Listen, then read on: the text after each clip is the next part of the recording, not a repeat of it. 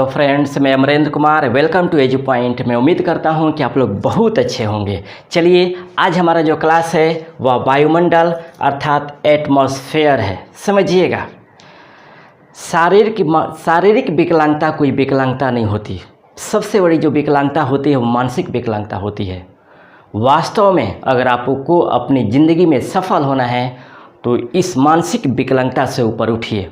मैं वादा करता हूं कि जिस दिन आप अपने मानसिक विकलांगता से ऊपर उठ जाएंगे, दुनिया की कोई ताकत आपको नहीं रोक सकती आपको सफल होने में, है ना। तो सबसे पहले ज़रूरी है नेगेटिविटी को ख़त्म कीजिए और ईमानदारी से मेहनत कीजिए और फिक्स डिटर्मिनेशन के साथ कीजिए कि हमें ये पाना ही है ना। तो चलिए, ये हम स्टार्ट करते हैं वायुमंडल। समझिएगा, ज्योग्राफी का सबसे महत्वपूर्ण टॉपिक है ये और सबसे ज़्यादा क्वेश्चन इससे पूछे जाते हैं, है ना। इसमें समझेंगे कि वायुमंडल की कौन कौन सी संरचना है। इसमें सबसे पहले हम 1 नंबर में पढ़ेंगे वायुमंडल की परिभाषा, है ना। 1 नंबर में पढ़ेंगे वायुमंडल की परिभाषा।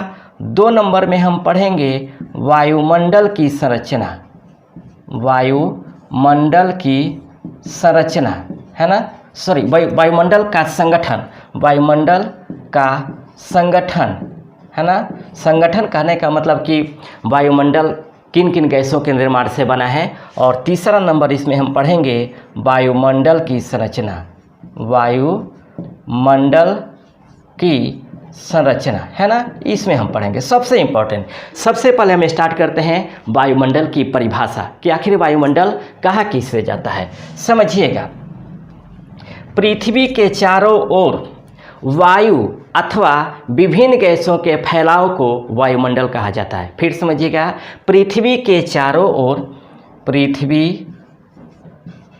के चारों ओर वायु अथवा विभिन्न गैसों के फैलाव को, विभिन्न गैसों के फैलाव को वायुमंडल कहा जाता है ना। वायुमंडल अर्थात एटमॉस्फेयर कहा जाता है। समझिएगा, पृथ्वी के चारों ओर वायु अथवा विभिन्न गैसों के फैलाव को वायुमंडल कहा जाता है। वायुमंडल का जो वैज्ञानिक अध्ययन होता है वह आपको एरोलॉजी होता है ना। एरोलॉजी, है ना। वायुमंडल का जो वैज्ञानिक अध्ययन कहलाता है वह एरोलॉजी कहलाता है। साथ ही वायुमंडल के निचले हिस्से के अध्ययन को मेट्रोलॉजी कहा जाता है, मेट्रोलॉजी कहा जाता है। समझिएगा, वायुमंडल के निचले हिस्से के अध्ययन को आपको मेट्रोलॉजी कहा जाता है। वायुमंडल का वैज्ञानिक अध्ययन एरोलॉजी कहलाता है और वायुमंडल के निचले हिस्से को मेट्रोलॉजी कहा जाता है। ये ध्यान रखेंगे। और एक सबसे इम्पॉर्टेंट पॉइंट याद रखिएगा, वायुमंडल की उत्पत्ति, वायुमंडल की जो उत्पत्ति हुई थी वह आपको कैम्ब्रियन युग में हुई थी, है ना। कैम्ब्रियन युग में आपको वायुमंडल की उत्पत्ति हुई थी, है ना। वायुमंडल की जो उत्पत्ति हुई थी वह कैम्ब्रियन युग में हुई थी। तो ये था आपको वायुमंडल का परिभाषा। फिर समझिएगा, पृथ्वी के चारों ओर वायु अथवा विभिन्न गैसों के फैलाव को वायुमंडल कहा जाता है। वायुमंडल का जो वैज्ञानिक अध्ययन होता है वह एरोलॉजी कहलाता है और वायुमंडल के निचले हिस्से के अध्ययन को मेट्रोलॉजी कहलाता है। वायुमंडल का जो उद्भव हुआ था वह कैम्ब्रियन युग में हुआ था। ये आपको परिभाषा और इनकी उत्पत्ति है, ठीक ना। समझ में आ गया। अब हम आगे बढ़ते हैं वायुमंडल की संरचना, वायुमंडल का संगठन, है ना। वायुमंडल का संगठन समझिएगा, वायुमंडल का संगठन। समझिएगा, वायुमंडल अनेक गैसों का मिश्रण है। जो वायुमंडल है वह अनेक गैसों का मिश्रण है जिसमें ठोस तथा तरल पदार्थों के कण असमान मात्रा में आपको वायुमंडल में तैरते रहते हैं। फिर समझिएगा, जो वायुमंडल होता है वह अनेक गैसों का मिश्रण होता है जिसमें ठोस तथा तरल पदार्थों के जो कण होते हैं वह असमान मात्रा में वायुमंडल में तैरते रहते हैं। अब हम देखने का प्रयास करते हैं कि वायुमंडल में कौन कौन सा गैस विद्यमान होता है, यानी वायुमंडल की संरचना में किस किस गैसों की प्रमुख भूमिका होती है, ये हम देखते हैं, ठीक ना। तो आइए 1 नंबर में हम देखते हैं आपका इसमें नाइट्रोजन, समझिएगा, नाइट्रोजन, वायुमंडल में नाइट्रोजन की जो प्रतिशतता होती है वह आपको 78.9% होती है ना। नाइट्रोजन की जो मात्रा होती है वह 78.9% होती है। उसके बाद 2 नंबर में है आपको ऑक्सीजन। ऑक्सीजन, ऑक्सीजन की जो मात्रा होती है वह 20.95% होती है ना, 20.95% होती है। उसके बाद तीसरा नंबर में है आपको argon.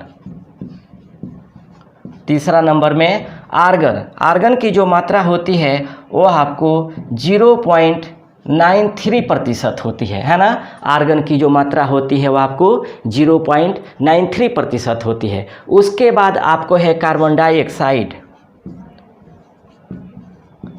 Carbon dioxide, carbon dioxide की जो मात्रा होती है वो आपको 0.03% होती है, 0.03% होती है। उसके बाद 5 नंबर में है नियॉन। नियॉन, नियॉन की जो मात्रा होती है वो आपको 0.008% होती है, 0.0018% होती है ना, 0.0018% होती है। उसके बाद है आपको हाइड्रोजन, है ना, 6 नंबर में हाइड्रोजन।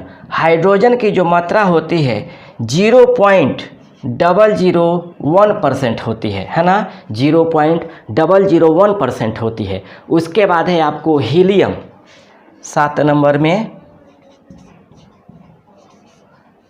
हीलियम। हीलियम की जो मात्रा होती है 0.00524% होती है ना। हीलियम की जो मात्रा होती है वह 0.00524% होती है। उसके बाद है आपको क्रिप्टन, आपको 8 नंबर में क्रिप्टन। क्रिप्टन की जो मात्रा होती है वह 0.0001% होती है, 0.0001% होती है। ये आपको क्रिप्टन की मात्रा होती है। उसके बाद है आपको जेनान, 9 नंबर में जेनान। जेनॉन की जो मात्रा होती है वो आपको 0.5 होती है ना। उसके बाद 10 नंबर में होता है ओजोन। ओजोन, ओजोन का जो प्रतिशत होता है वह आपको 0.501% होती है ना। उसके बाद 11 नंबर में है मीथेन। 11 नंबर में मीथेन। मीथेन का जो प्रतिशत होता है वह आपको 0.518% होता है। तो ये आपको वायुमंडल में गैसों का संगठन है ना, वायुमंडल में पाए जाने वाले प्रमुख गैस है। फिर समझिएगा, nitrogen 78.9%, oxygen 20.95%, argon 0.93%, carbon dioxide 0.03%, neon 0.0018% और hydrogen 0.001%, helium 0.0000524%, krypton 0.0001%, xenon 0.508%, ozone 0.501% और मीथेन 0.518%। ये आपको वायुमंडल में प्रमुख गैसों की आपको भूमिका है। अब देखिए, किस गैस का खोज किसने किया था ये भी जान लेना जरूरी है ना। किस गैस का खोज किसने किया था ये भी आपको जानना जरूरी है। समझिएगा, नाइट्रोजन का खोज किया था किसने? नाइट्रोजन का खोज किया था आपको रदरफोर्ड ने। नाइट्रोजन का खोज रदरफोर्ड ने किया था। ऑक्सीजन का खोज किया था आपको सीले एवं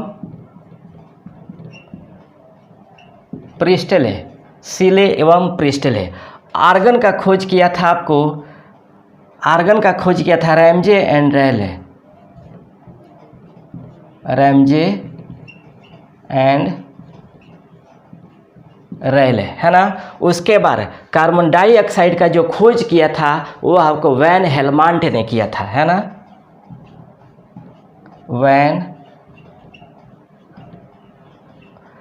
हेलमांट ने किया था, कार्बन डाइऑक्साइड का जो खोज किया था वैन हेलमांट ने किया था।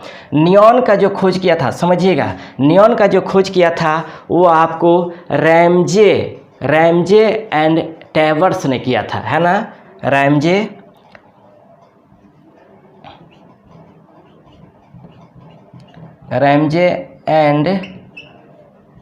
एंड ट्रेवर्स ने किया था, ट्रेवर्स ने किया था। हाइड्रोजन का खोज कैवेंडिश ने किया था,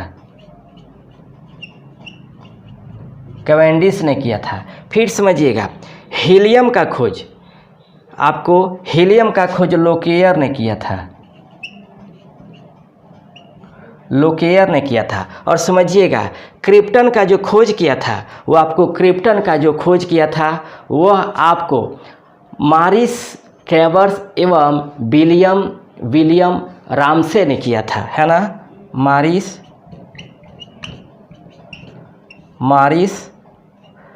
ट्रेवर्स एंड विलियम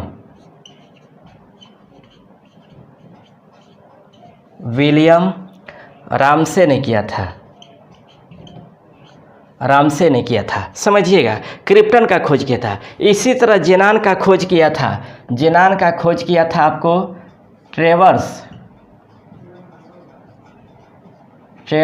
एंड रामसे ने किया था, ट्रेवर्स एंड रामसे ने खोज किया था। फिर समझिएगा, यहाँ पे थोड़ा सा जगह कम है, मैं लिख दे रहा हूँ आपको। इसका जो खोज किया था आपको ट्रेवर्स एंड रामसे ने किया था। पूरा नाम नहीं लिखा हूँ, यही है, मारिस ट्रेवर्स एंड विलियम रामसे। तो आपको ट्रेवर्स एंड रामसे ने आपको जेनॉन का भी खोज किया था। और ओजोन का जो खोज किया था वह चार्ल्स फैब्रिक, है ना, आपको फैब्रिक चार्ल्स एवं हेनरी बुसोन ने किया था, है ना। आपको ओजोन का जो खोज किया था वह फैब्रिक चार्ल्स, है ना, फैब्रिक चार्ल्स एवं हेनरी बुसोन ने किया था। समझिएगा, हेनरी बुसोन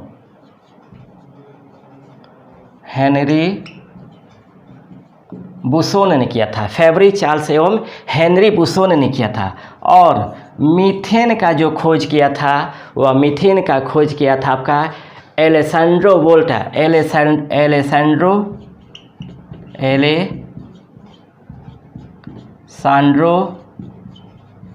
वोल्टा, ये आपको मीथेन का खोज किया था। फिर समझिएगा, नाइट्रोजन का खोज रदरफोर्ड ने किया था, ऑक्सीजन का खोज सिले एवं प्रिस्टले ने किया था, आर्गन का खोज रैमजे एंड रेले ने किया था, कार्बन डाइऑक्साइड का खोज वैन हेलमांट ने किया था, नियॉन का खोज रैमजे एंड ट्रेवर्स ने किया था, हाइड्रोजन का खोज कैवेंडिश ने किया था, हीलियम का खोज लोकेयर ने किया था, क्रिप्टन का खोज मारिस ट्रेवर्स एंड विलियम रामसे ने किया था। इसी तरह जेनान का खोज ट्रेवर्स एंड रामसे ने, यानी मॉरिस ट्रेवर्स एवं विलियम रामसे ने किया था। समझ लीजिएगा, क्रिप्टन एवं जेनान का जो खोज किया था वो आपको मॉरिस ट्रेवर्स एवं विलियम रामसे ने किया था। और ओजोन का जो खोज किया था वह फैब्रिक चार्ल्स एवं हेनरी बुसोन ने 1931 में किया था, है ना। ओजोन का खोज फैब्रिक चार्ल्स एवं हेनरी बुसोन ने 1931 में किया था। और मीथेन का खोज एलेसैंड्रो वोल्टा ने किया था, है ना, एलेसैंड्रो वोल्टा ने किया था। तो ये आपको वायुमंडल का प्रमुख संगठन है ना। इसके अलावा, इसका पहले आपका स्क्रीनशॉट ले लीजिए क्योंकि इसको मिटाएंगे, ओके। चलिए समझिएगा, इसके अलावा वायुमंडल में जलवाष्प, धूलकण तथा अन्य अशुद्धियाँ मौजूद रहती है ना। इन गैसों के अलावा वायुमंडल में जलवाष्प, धूल के कण तथा अन्य अशुद्धियाँ मौजूद होती हैं। इन वायुमंडलों में आपको इन गैसों के अलावा आपको जलवाष्प मौजूद होता है, जलवाष्प मौजूद होता है, आपको धूल के कण मौजूद होते हैं तथा कुछ अन्य अशुद्धियाँ मौजूद होती हैं, है ना। ये आपको वायुमंडल में मौजूद होती हैं। और ध्यान रखिएगा, विश्व के मौसमी घटनाओं में, जो विश्व में जितने भी मौसमी घटनाएं होती हैं उनमें 3 सबसे महत्वपूर्ण घटक है ना। उनमें 3 महत्वपूर्ण घटक कौन कौन हैं? 1 नंबर में जलवाष्प है, 2 नंबर में धूल के कण है और 3 नंबर में आपको ओजोन है ना। याद रखिएगा, विश्व के मौसमी घटनाओं में ये तीनों सबसे महत्वपूर्ण घटक है ना। विश्व में जितने भी मौसम आधारित घटनाएं होती हैं उनमें महत्वपूर्ण भूमिका आपको जलवाष्प निभाते हैं, धूल के कण निभाते हैं और ओजोन निभाते हैं, है ना। अब आइए थोड़ा कुछ महत्वपूर्ण गैसों की विशेषताओं को देख लेते हैं कि इनकी क्या क्या विशेषताएँ हैं, है ना। पहला हम देख लेते हैं नाइट्रोजन। नाइट्रोजन समझिएगा, यह वायुमंडल में सबसे अधिक पाया जाता है ना। यह वायुमंडल में सबसे अधिक पाया जाता है। मैं बताया था कि इसका खोज आपको रदरफोर्ड ने किया था। दूसरा है आपको ऑक्सीजन। ऑक्सीजन समझिएगा, ऑक्सीजन, ऑक्सीजन आपको इंसानों के लिए और प्राणियों के लिए एक जीवनदायिनी गैस है ना। जो ऑक्सीजन है एक सबसे महत्वपूर्ण वायुमंडल में सबसे अधिक नाइट्रोजन पाया जाता है, लेकिन जो सबसे महत्वपूर्ण है वह ऑक्सीजन है। वह इसलिए क्योंकि यह आपको इंसानों और जंतुओं के लिए एक प्राणदायिनी गैस है ना। साथ ही हरे पौधे में संश्लेषण, प्रकाश संश्लेषण के तहत सबसे अधिक मात्रा में वायुमंडल में यह ऑक्सीजन उत्सर्जित करते हैं। जो हरे पौधे होते हैं, हरे पौधे में जो प्रकाश संश्लेषण होता है, इन्हीं के माध्यम से वायुमंडल में आपको ऑक्सीजन पर्याप्त मात्रा में उत्सर्जित होते रहते हैं, है ना। याद रखिएगा, 120 किलोमीटर की ऊंचाई के बाद, है ना, 120 किलोमीटर की ऊंचाई के बाद ऑक्सीजन जो गैस होता है वह धीरे धीरे कम होने लगता है। यानी जी इसकी उपस्थिति होती है वह वायुमंडल में 120 किलोमीटर की ऊंचाई तक, है ना। 120 किलोमीटर की ऊंचाई तक इसका स्थिति रहती है। 120 किलोमीटर के ऊपर इसकी जो अवस्था होती है वह धीरे धीरे कम होने लगती है ना। याद रखिएगा, इसका खोज किया था सीले एवं प्रिस्टेले ने, है ना। उसके बाद हम बात करते हैं आर्गन। समझिएगा, आर्गन वायुमंडल में जितने भी अक्रिय गैस हैं उनमें यह सबसे अधिक मात्रा में पाया जाता है। अक्रिय गैसों में सबसे अधिक मात्रा में पाया जाता है। याद रखिएगा, सबसे अधिक मात्रा में आपको अक्रिय गैस पाया जाता है। अक्रिय गैस पाया जाता है ना। याद रखिएगा, जो रासायनिक अक्रिय गैस किसे कहा जाता है? अक्रिय गैस उसे कहा जाता है जो रासायनिक अभिक्रिया में भाग नहीं लेते। जो रासायनिक अभिक्रियाओं में भाग नहीं लेते उसे ही अक्रिय गैस कहा जाता है। यानी अब इसमें इसे उत्कृष्ट गैस कहा जाता है। अब इसे आपको उत्कृष्ट गैस कहा जाता है, यानी आपको नोबेल गैस कहा जाता है ना। उत्कृष्ट गैस कहा जाता है। तो याद रखिएगा, वायुमंडल में जितने भी अक्रिय गैस है उनमें सबसे अधिक जो मात्रा होती है वह आर्गन की होती है। और याद रखिएगा, यह एक भारी अक्रिय गैस है ना। यह भारी अक्रिय गैस है। याद रखिएगा, क्वेश्चन आ जाए कि अक्रिय गैसों में सबसे भारी कौन सा है, तो आपको आर्गन है सबसे भारी गैसों में। और इसकी खोज किसने की थी? आपको रैमजे एंड रेले ने, है ना। इसकी खोज किया था रैमजे एंड रेले ने। समझिएगा, रैमजे एंड रेले ने इसकी खोज की थी, है ना। और एक ध्यान रखिएगा बात को कि रेडान एकमात्र गैस है। ये रेडान एकमात्र गैस है जो वायुमंडल में मुक्त अवस्था में नहीं पाया जाता है। ये बहुत बार क्वेश्चन पूछा गया है ना। जो रेडान है यह वायुमंडल में मुक्त अवस्था में नहीं पाया जाता है। मुक्त अवस्था में यह नहीं पाया जाता। नहीं पाया जाता। याद रखिएगा, यह केवल भूकंप के उत्पत्ति के दौरान ही इसकी उत्पत्ति होती है ना। रेडान गैसों की मात्रा में जो वृद्धि होती है वायुमंडल में, वह भूकंप के दौरान होती है। और इसका जो खोज किया था वो आपको F.E. डार्न ने किया था। F.E. डार्न ने इसकी खोज की थी। तो ये आपको रेडान है ना। अब हम आगे बात करते हैं कार्बन डाइऑक्साइड की। समझिएगा, कार्बन डाइऑक्साइड सभी गैसों में सबसे भारी गैस, अक्रिय गैसों की बात नहीं कर रहा हूँ, अक्रिय गैसों में सबसे भारी गैस आर्गन है ना। मुक्त अवस्था में नहीं पाया जाने वाला गैस कौन सा है? रेडान है। और अक्रिय गैसों में सबसे अधिक मात्रा में वायुमंडल में पाया जाने वाला गैस कौन सा है? तो आर्गन है। अब हम बात करते हैं कार्बन डाइऑक्साइड। कार्बन डाइऑक्साइड समझिएगा, इसका खोज किसने किया था? वैन हेलमंट ने किया था। वैन हेलमंट ने किया था। और याद रखिएगा, यह जो कार्बन डाइऑक्साइड है यह भारी गैस है ना। यह आपको कार्बन डाइऑक्साइड भारी गैस है। और याद रखिएगा, यह जो गैस है वायुमंडल में सौर विकिरण के लिए आपको पारदर्शी होता है तथा पार्थिव विकिरण के लिए अपारदर्शी होता है। ये जो CO2 होता है यह आपको सौर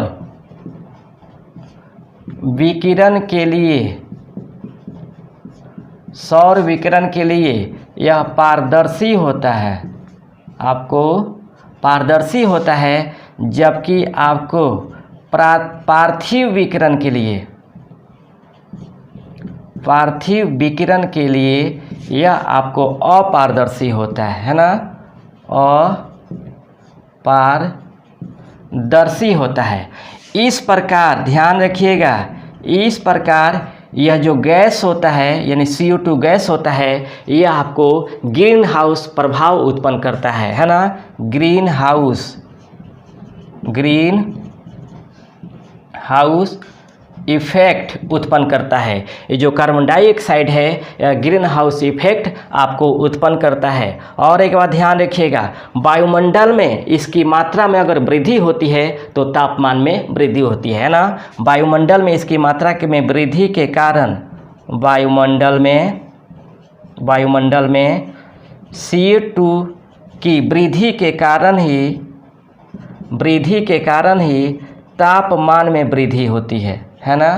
तापमान में वृद्धि होती है। और याद रखिएगा, आपको 1997 के आपको क्योटो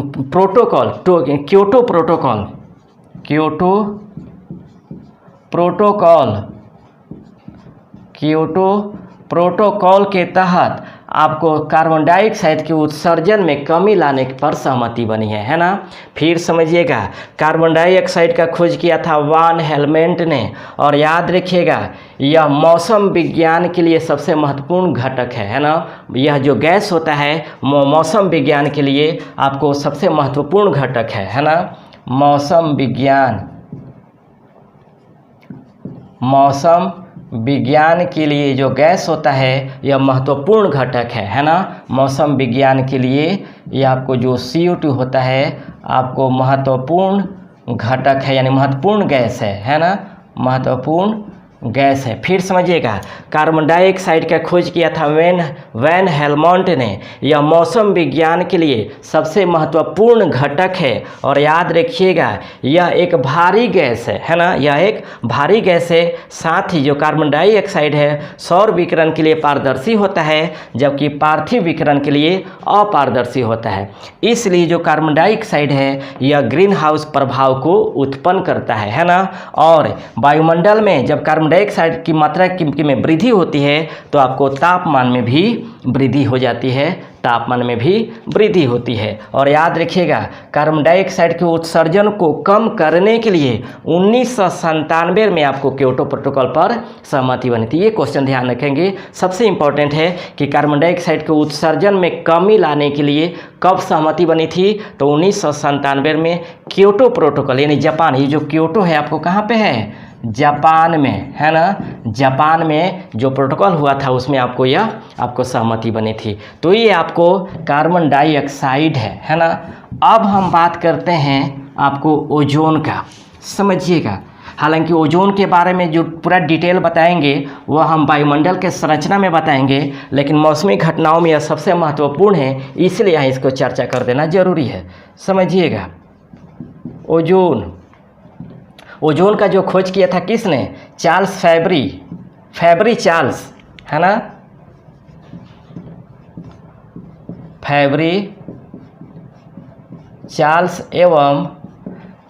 चार्ल्स एवं हेनरी बुसोन ने किया था, है ना, हेनरी बुसोन ने किया था। समझिएगा, मौसम विज्ञान के लिए यह दूसरा सबसे महत्वपूर्ण घटक है। कार्बन डाइऑक्साइड के बाद मौसम विज्ञान के लिए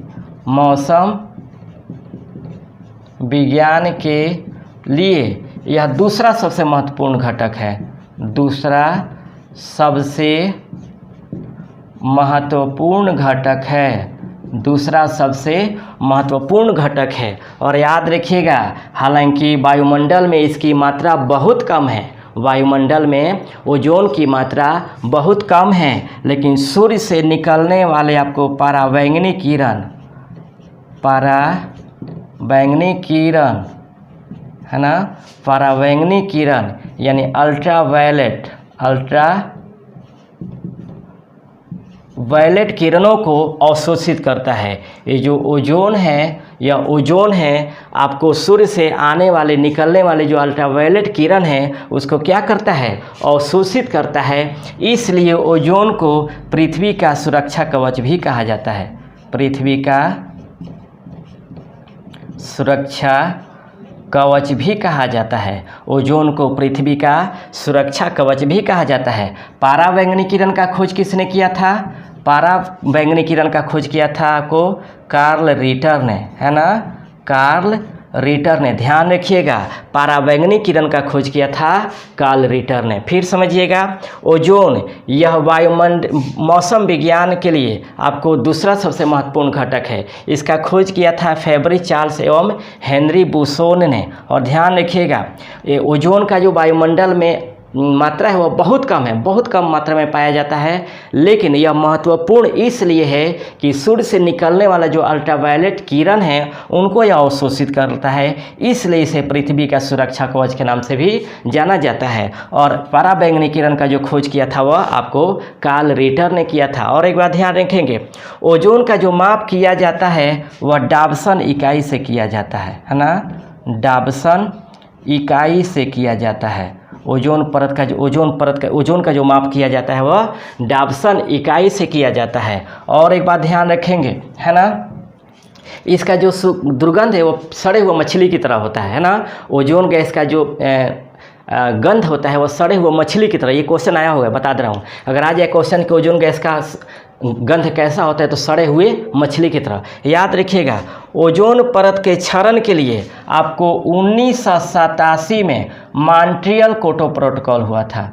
मॉन्ट्रियल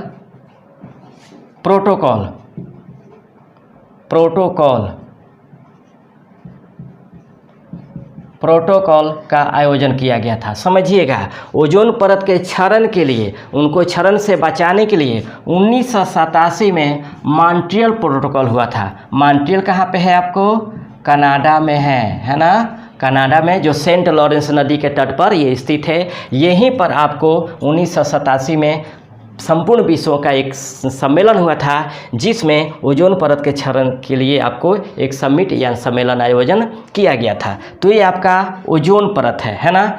अब हम बात करते हैं आपको जलवाष्प। समझिएगा, मैं बताया था कि विश्व के मौसमी घटनाओं में जो सबसे महत्वपूर्ण घटक है ओजोन है, आपको जलवाष्प है, धूलकण है। तो समझिएगा,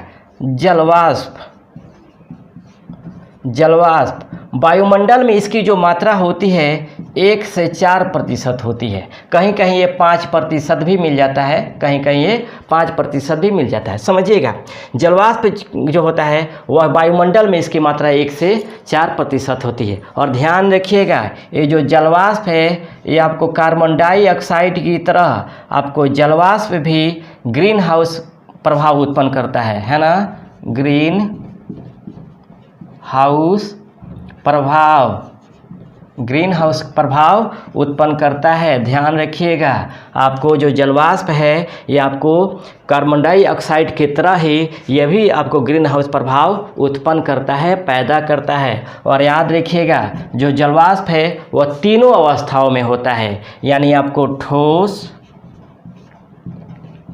द्रव एवं गैस, ये आपको तीनों अवस्थाओं में आपको जलवाष्प होता है ना। और याद रखिएगा, जलवाष्प के कारण ही आपको संघनन एवं वर्षा तथा इनके विभिन्न रूप, इनके द्वारा विभिन्न रूप जैसे आपको बादल,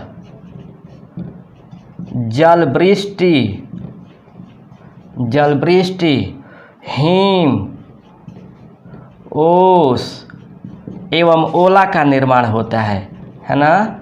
ओला का निर्माण होता है। फिर समझिएगा, आपको जलवाष्प के कारण ही संघनन एवं वर्षा तथा इनके द्वारा जो निर्मित विभिन्न रूप होते हैं वह बादल, जलवृष्टि, हिम, ओस एवं ओला का निर्माण होता है ना। फिर समझिएगा, जलवाष्प वायुमंडल में इसकी मात्रा 1 से 4% होता है, कहीं कहीं 5% भी मिलता है। याद रखिएगा, जो जलवाष्प है कार्बन डाइऑक्साइड की तरह ही आपको ग्रीन हाउस इफेक्ट उत्पन्न करता है। और यह तीनों अवस्था में होता है, ठोस, द्रव एवं गैस, तीनों अवस्थाओं में यह होता है। साथ ही जलवाष्प के कारण ही संघनन एवं वर्षा होता है, और इन्हीं के जो विभिन्न रूप होते हैं उनका निर्माण होता है। जैसे बादल का निर्माण होता है, जलवृष्टि का निर्माण होता है, हिम का निर्माण होता है, ओस का निर्माण होता है और ओला का निर्माण होता है, इन जलवाष्पों के कारण ही। अब हम अंतिम बात करते हैं धूलकण। समझिएगा, धूलकण समझिएगा, ये जो धूलकण है यह वायुमंडल के सबसे निचले भाग में मौजूद होते हैं, है ना। ये जो धूलकण होता है ये आपको वायुमंडल के निचले भाग में मौजूद होते हैं, निचले भाग में मौजूद होते हैं। वायुमंडल के निचले भाग में ये मौजूद होते हैं। और सूर्य से आने वाली किरणों, जो सूर्य से आने वाले किरणों होते हैं, सूर्य से आने वाली किरणों में प्रकीर्णन इन्हीं धूलकणों के कारण होता है। फिर समझिएगा, है ना। धूलकण या वायुमंडल के निचले भाग में मौजूद होते हैं, और सूर्य से आने वाले जो किरणों में जो प्रकीर्णन होती है ना, सूर्य से आने वाली किरणों में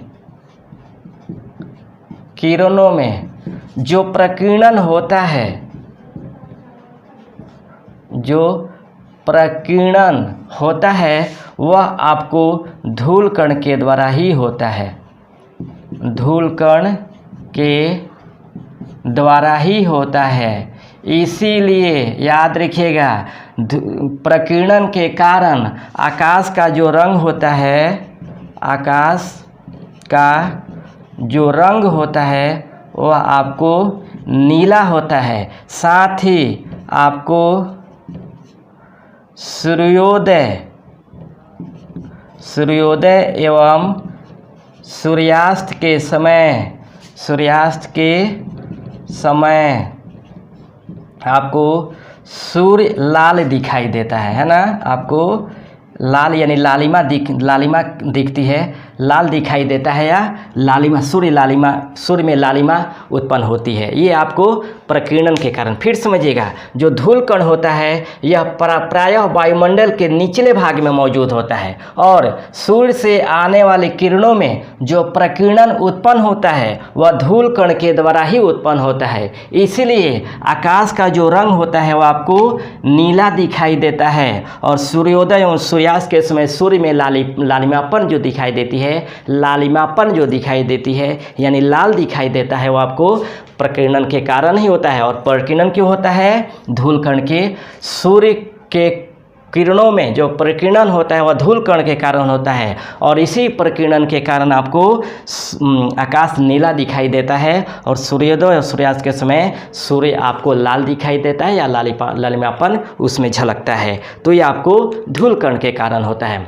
तो ये हमारा वायुमंडल में इतना ही मैं रहने देता हूँ। नेक्स्ट क्लास में हम वायुमंडल की पूरी संरचना को पढ़ाऊँगा, है ना। वायुमंडल के पूरी संरचना को पढ़ाऊँगा, जिसमें क्षोभ मंडल, समताप मंडल, आयन मंडल, क्षोभ मंडल, समताप मंडल, मध्य मंडल, आयन मंडल, वायुमंडल, यानी वायुमंडल के 5 परतों के बारे में मैं वायुमंडल के प्रमुख संरचनाओं में पढ़ाऊँगा पूरा डिटेल रूप से और एकदम सिंपल तरीके से। तब तक मैं वायुमंडल के परिभाषा और वायुमंडल के प्रमुख गैसों की संरचना और विशेषता, वायुमंडल की संरचना और उनके प्रमुख विशेषताओं के बारे में बताया, है ना। नेक्स्ट में हम आपको वायुमंडल के संरचना को लेकर आएंगे। तब तक के लिए इसको आप पढ़िए और इससे रिलेटेड जितने भी क्वेश्चन हैं उसे लगाने का प्रयास कीजिए। जितना मैं डिटेल रूप से इनके पूरे वायुमंडल के संगठन को पढ़ा दिया हूँ, शायद इस तरह आप लोगों को कहीं नहीं मिलेगा। उनके पूरे परसेंटेज, उनका खोज, ये एकदम ज़रूरी है जानना, इससे रिलेटेड, है ना। तो रहने देते इतना ही, फिर हम नेक्स्ट क्लास लेकर हाजिर होंगे। तब तक के लिए बेस्ट ऑफ लक।